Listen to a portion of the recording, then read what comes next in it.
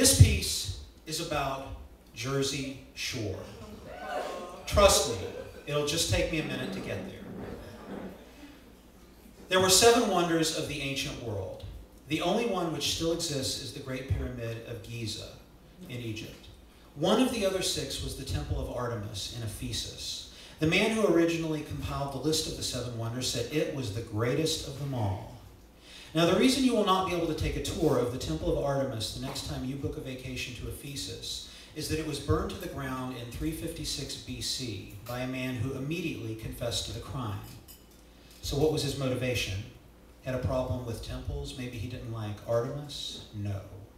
This man robbed the world of one of the great wonders of antiquity because he wanted people in Knoxville, Tennessee, on October 28, 2012, to know his name. He did it to become famous, to immortalize himself.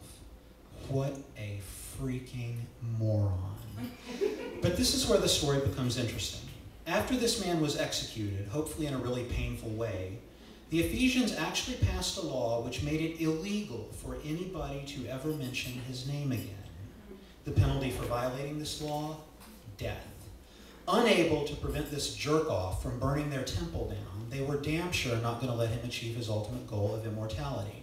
But I will give the arsonist credit for one thing.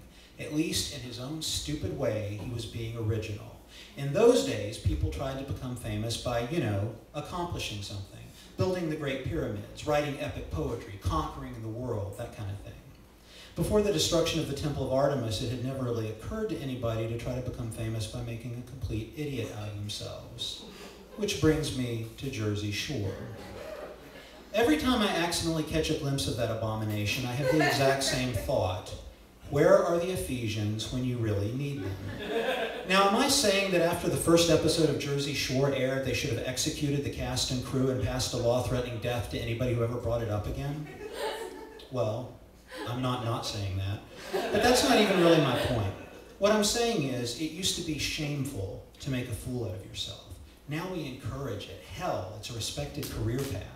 Whatever happened to building pyramids, writing epic poetry, conquering well, you probably shouldn't conquer the world, somebody might get hurt.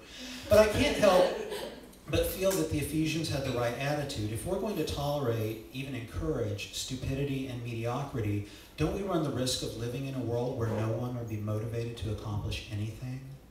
Building temples must be incredibly complicated. I wouldn't know where to begin. But anybody can light a match.